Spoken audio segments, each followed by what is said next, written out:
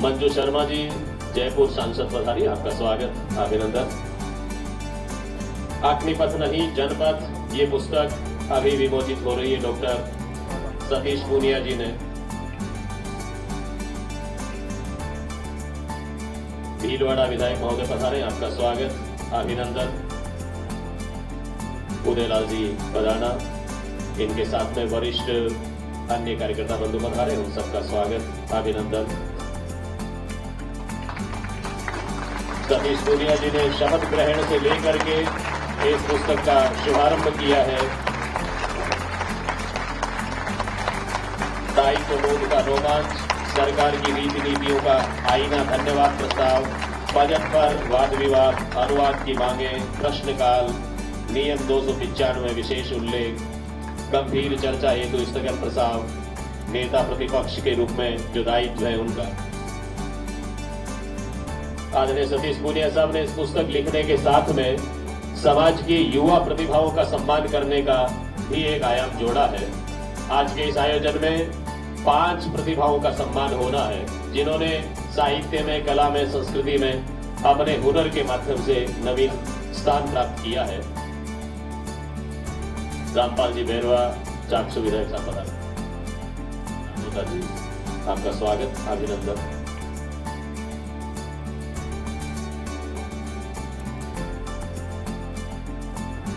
प्रतिभाओं का सम्मान करना कोई औपचारिकता नहीं, वरन समाज की नैतिक जिम्मेदारी होती है। जिनको दाद देनी आती है वो शायर पैदा कर लेते हैं, ऐसा साहित्यकार लिखते हैं। जो समाज अपनी प्रतिभाओं की कद्र करता है वही प्रगति की राह पर अग्रसर होता है।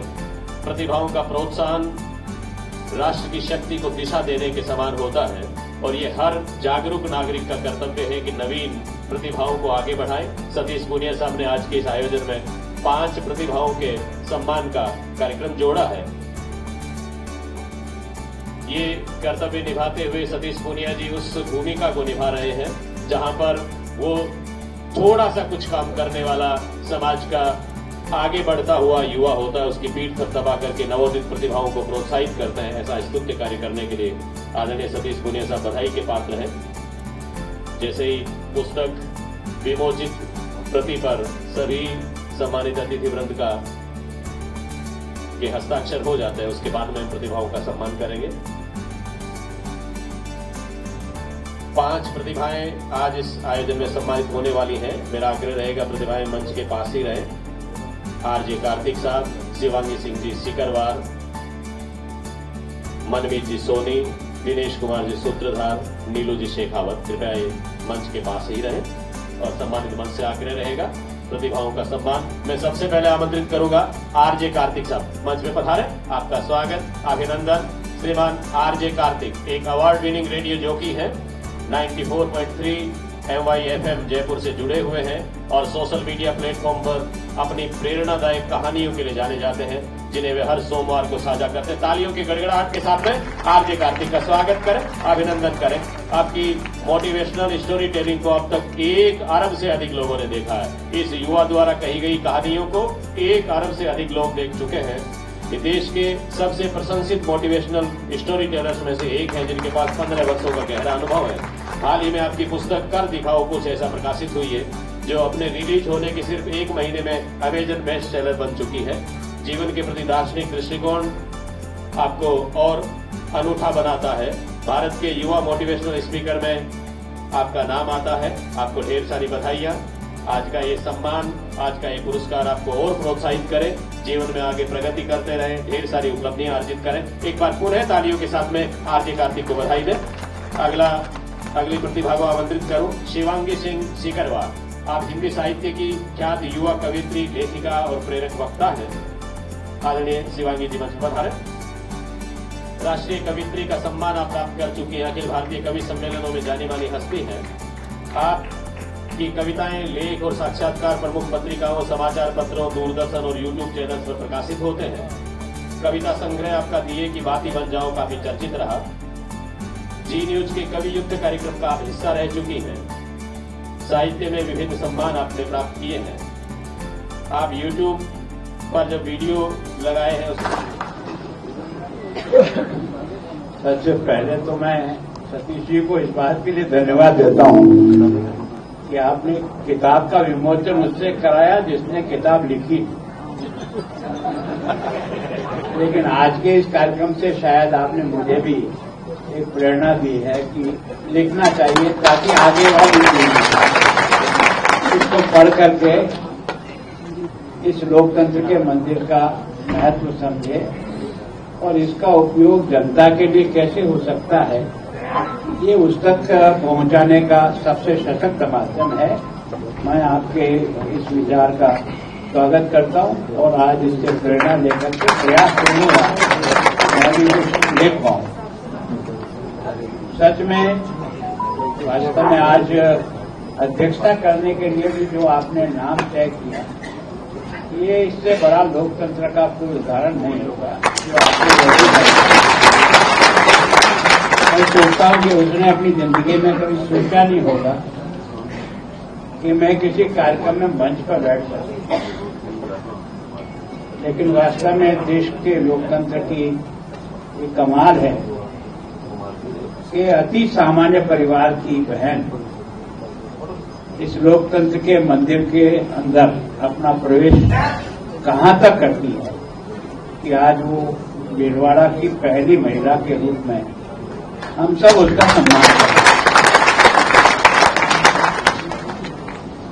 सच में आज सब लोगों ने जिस प्रकार का माहौल बनाया उसके लिए सबसे पहले तो उनको जूली जी आपको बहुत धन्यवाद देता हूं कि यही हमारी लोकतंत्र की विशेषता है। हमारे विचार भिन्न हो सकते हैं पर हमारा उद्देश्य भारत के लोकतंत्र के द्वारा जनता की सेवा करना है। उसको जिस रूप से आपने इसको खूबसूरत बनाने के लिए संकोचित हुए, मैं आपका बहुत बहुत अभिनंदन करता हूं, स्वागत करता हूं और चाहता हूं कि लोकतंत्र का जिस प्रकार से सम्मान हमारे देश में और इससे पहले के हमारे जितनी भी राजनीतिक पार्टियां थी, उन्होंने जिस प्रकार से इस लोकतंत्र के मंदिर को सजाने का प्रयास किया, उसी का परिणाम है कि आज हम इस स्थिति में यहां बैठे हैं। मैं सोचता हूं कि वास्तव में टीकाराम जी के साथ मेरे को भी लंबे समय तक रहने का सौभाग्य मिला। मदन जी ने खूब मजे लिए आज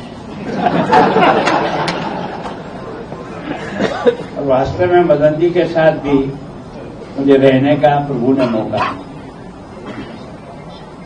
और सच में मैं कह सकता हूं कि राजस्थान की विधानसभा में अगर किसी व्यक्ति ने अपने अध्ययन के आधार पर बनने वाले बिलों को इतना गहनता से अध्ययन करके अपनी उस पर सटीक टिप्पणी करना, ये अगर किसी ने परफेक्टली निभाया तो मेरे इतने लंबे वर्षों के कार्यकाल में तो राजेंद्र जी ने निभाया। वास्तव में हमारे लोकतंत्र की सबसे बड़ी विशेषता, हम जिन बिलों को पास करते हैं उसको कितना अध्ययन करके उसके पक्ष और विपक्ष में अपने तर्कों के द्वारा देश हित में क्या रहेगा, जनता के हित में क्या रहेगा, इस कानून का प्रभाव क्या होने वाला है, इसका ठीक प्रकार से विश्लेषण करना पर दुर्भाग्य है। भैरव सिंह जी के तक तो हमने इसको बहुत गहराई से अच्छे ढंग से समझा। मैं सोचता हूं कोई बिल ऐसे पास ही नहीं होता जब तक उस पर पूरा चर्चा नहीं होती।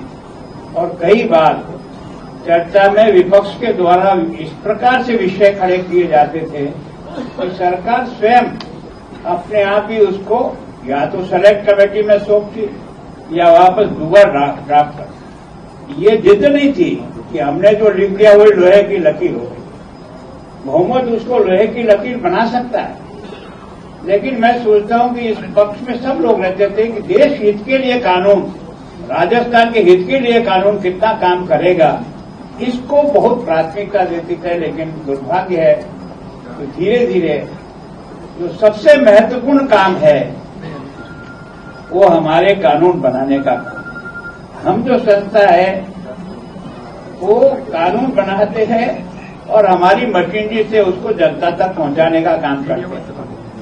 और एक लंबे समय से आहू के कारण से कई बार बिलों का ठीक तरह से डिस्कशन।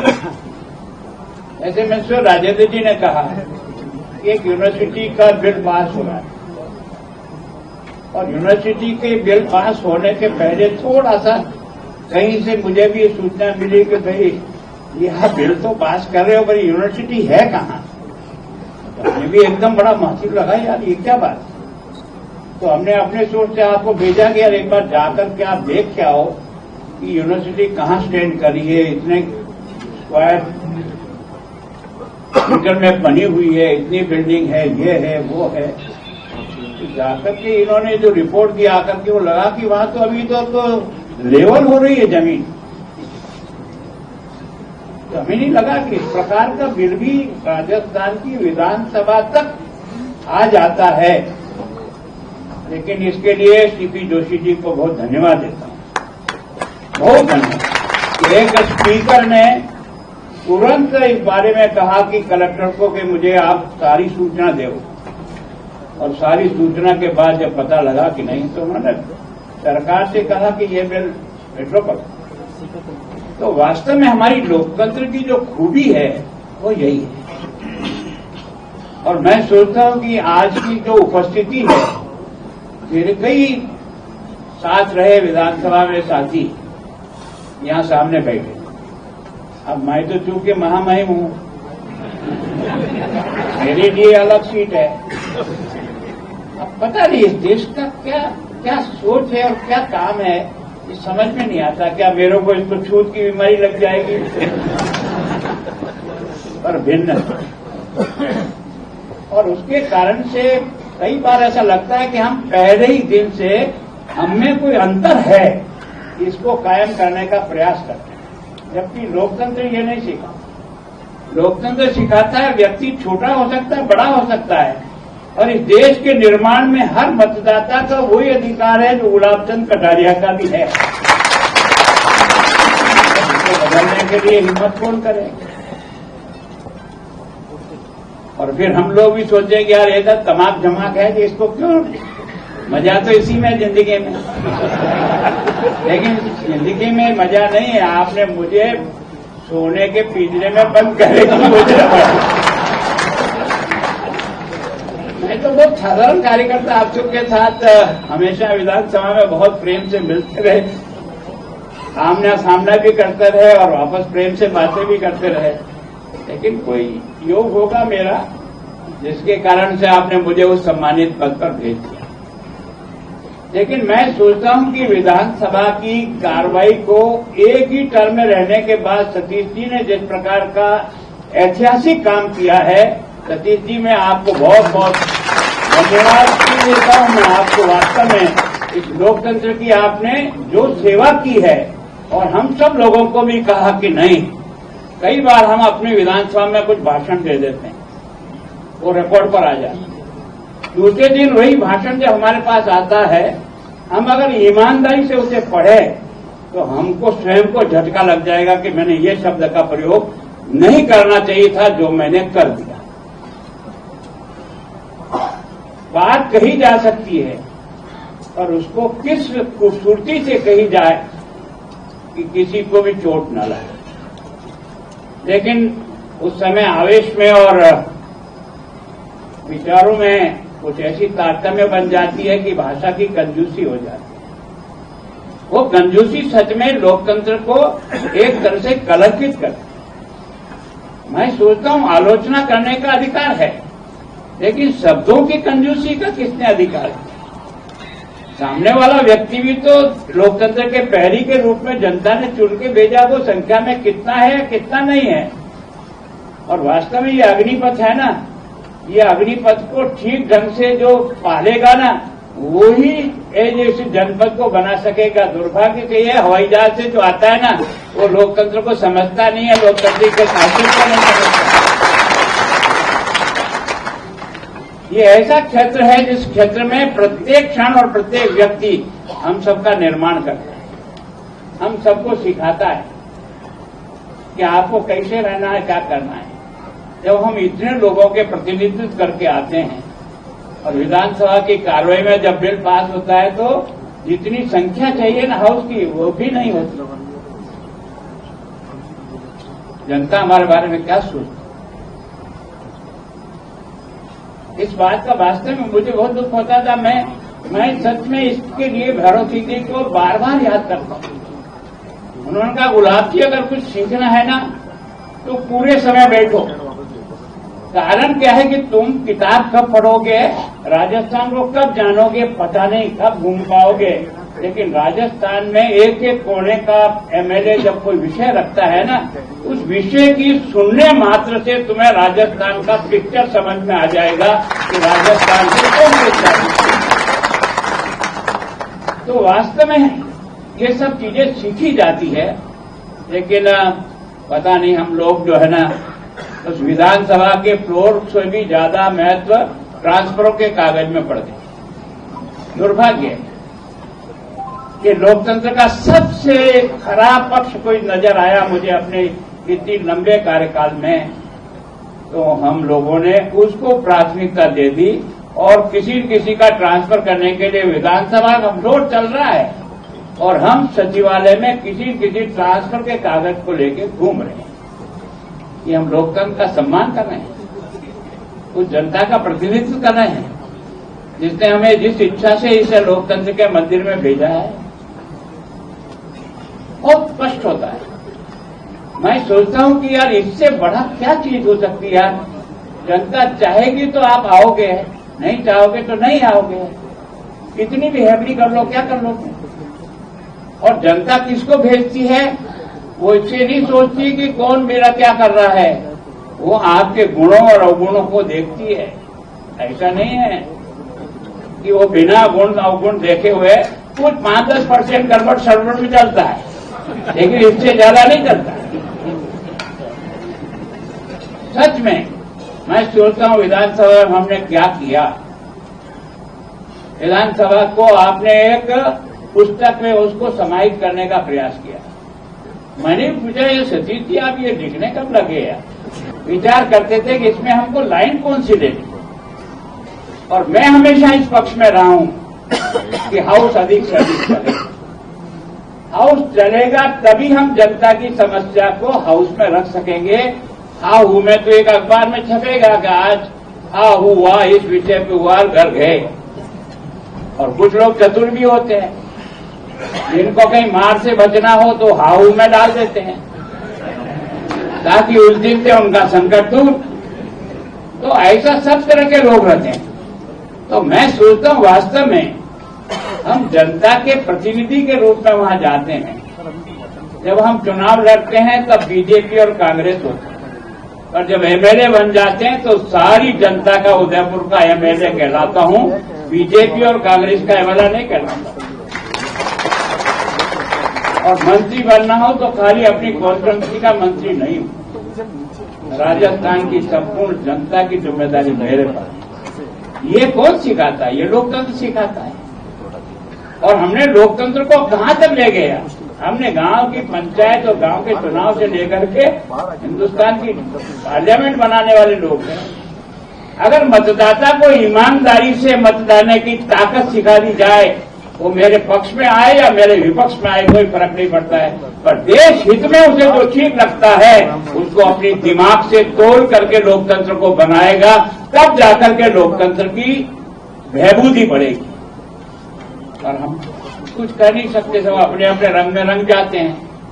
हमको तो अपना अरे तो चुनाव हार गए तो क्या नुकसान हो गया, हार गए। अटल बिहारी भी हार गए थे चुनाव, क्या हो गया। हारना और जीतना ये व्यक्ति की पहचान नहीं है। व्यक्ति का जन सेवक के रूप में क्या पहचान बना पाया, ये उसकी सबसे बड़ी दौलत है। इस किताब के द्वारा हम आने वाले हमारे साथियों को पहुंचाने का प्रयास करें, और आने वाले लोग लोकतंत्र का बहबूदी और इसकी खुशखबरी को समझें। यार ये पहला देश है हिंदुस्तान जो इतने चुनाव हो जाने के बाद भी किसी प्रकार का खून खराबा नहीं हुआ। कोई जीता या कोई हारा तो जनता ने और हमने उसको स्वीकार किया। ये है लोकतंत्र की जो खूबसूरती है वो ये। तो मैं सोचता हूं पब्लिक ओपिनियन बनाने के लिए सबसे बढ़िया फ्लोर अपना विधानसभा है, लोकसभा है, पर हम उसका तो उपयोग करते नहीं और बाहर चाहे जो ठोके जाते, पता नहीं क्या ठीक है। मतलब कम से कम बोलो तो वो यार जो तुम्हें अंदर से ठीक लगता है। अगर तुम्हें अंदर से ठीक नहीं लगता बोलते तो इसका मतलब तुम बेईमानी कर रहे हो। और मैं सोचता हूं लोकतंत्र में अगर लोकतंत्र का ये जो पैरी है इसका अगर दिल और दिमाग ठीक नहीं हुआ तो लोकतंत्र ठीक नहीं हो सकता। ये जिम्मेदारी हमारा था। सतीश जी आपने मुझे कहा तो मैं महामहिम हूं क्या? मैं सतीश जी का दोस्त नहीं हूं, मैं आपका साथी नहीं था क्या? मैंने आपको उस समय भी देखा जब आपने पदयात्रा के रूप में युवा मोर्चे के अध्यक्ष के रूप में जिस प्रकार से सारे राजस्थान में। हमारी पहचान सतीश जी एमएलए बनना नहीं है, हमारी पहचान हमारा फील्ड में हमारे कार्यकर्ताओं को कितना प्यार और मोहब्बत दे सकते हैं ये हम महामहिम बन गए तो इसका मतलब दूर हो गया क्या? नहीं, तो आया पद और कल चला जाएगा।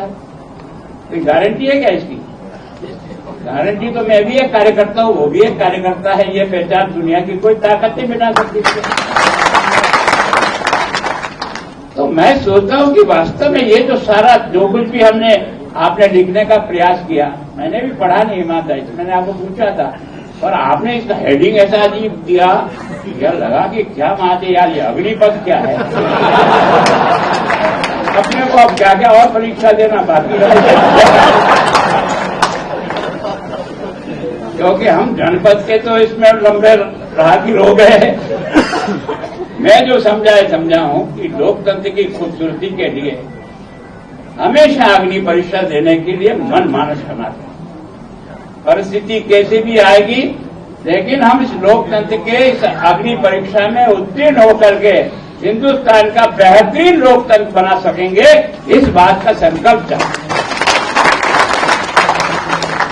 तो वास्तव में एक तो आज सबके मेरे साथियों से कुछ की शक्ल देख पाया, कुछ की अभी तक बराबर नहीं देख पाया, पर मैं कार्यक्रम खत्म होने के बाद महामहिम खत्म हो जाऊंगा। मैं आपके साथ एक कार्यकर्ता के रूप में हूं, मैं आप सबसे मिल करके, कारण क्या है कि आपने मुझे एक बहुत अच्छा सुनहरा अवसर दे दिया कि आज मैं एक तरह से अपने सब पुराने साथियों के साथ मिलने का भी मुझे एक सौभाग्य मिल गया।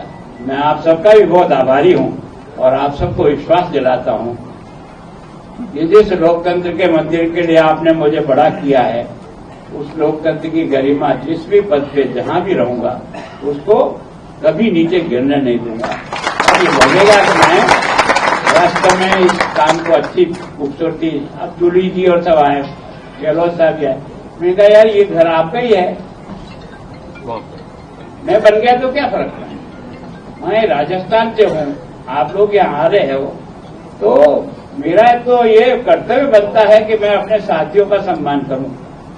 और इसलिए मैं हमेशा केवल आपका ही नहीं कि आप पद पे बड़े हो, सामान्य व्यक्ति भी कोई यहाँ से आता है और मैं अपना समय एडजस्ट कर पाता हूँ तो मैं उसे समय देता हूँ, तो मुझे बड़े आनंद की अनुभूति होती है कि मैं अपने जैसे बराबरी के आदमी से भी मिल रहा हूँ। क्योंकि आज तो महामहिम के रूप में कुछ लोग मिलेंगे, जब यहाँ से हट जाऊंगा तो कोई आएगा नहीं, तो मेरे को नींद ही नहीं आएगी, तो मैं जीवन कैसे निकालूंगा। तो मैं सोचता हूँ कि अपनी तो वही पोजीशन बनी रहने से जिसका आनंद का अनुभव। अब मैं सोचता हूँ घनश्याम जी पता नहीं क्या क्या बेलन अपन घिसे थे, यदि तब कोई पता भी था कि अपन यहाँ आएंगे नहीं आएंगे। ये तो भैरव सिंह जी की मेहरबानी है कि उस व्यक्ति ने हमको हर चीज सिखाने का प्रयास किया, और शायद उनकी कटिंग का जो खजाना था वो कभी कभी गुलाब जी ये तुम्हारे खिलाफ भी छपा है। मैंने कहा आपके बुक में ये मेरा भी रिकॉर्ड चढ़ गया। मतलब कोई चीज किसी की भी ऐसी आड़ी टेढ़ी निकली तो और किसी के पास होना होगा, उनकी कटिंग में जरूर होगी। और एक इतना बड़ा राजनेता अपने हाथ से कैंची लेकर काट करके चिट्ठी में चिपकाता था। कितना परिश्रम किया होगा उसने लोकतंत्र के इस मंदिर को सजाने में। और मैं सोचता हूं जब कभी वो भेष करते थे ना, सामने वालों का पसीना छुड़ा देते, और उसके बाद भी जैसे ही खत्म हुआ वो उन्हीं के साथ चाय पी रहा। हम नए नए सीखे यार, ये तो अभी तो ऐसे लड़ रहे थे दोनों के, पता नहीं अभी कभी बोलेंगे कि बोलेंगे, और थोड़ी देर बाद वही बैठ करके जोशी जी के साथ चाय पी रहे। तो वास्तव में लोकतंत्र का विशेषता है, हमारे अपने अपने विचार अलग हो सकते हैं, पर राजस्थान और देश का हित ये हम सब तो ये एक बिंदु में है, उसके लिए। और इसीलिए मैं सोचता हूं कि वास्तव में जूली जी आपने आकर के इसका जो मान बढ़ाया, उसके लिए मैं आपका भी, आपकी पार्टी का भी बहुत बहुत स्वागत करता हूं। मैं सोचता हूं मुझे आपने पार्टी से बाहर निकाल दिया, कोई बात नहीं, लेकिन फिर भी मैं भी आपसे जुड़ा हुआ हूं। आप अपना मानो इधर मानो मत, हूं मैं आपका ही। धन्यवाद। हृदय से आभार महामहिम, आपका एक एक शब्द प्रेरणा का पुंज है।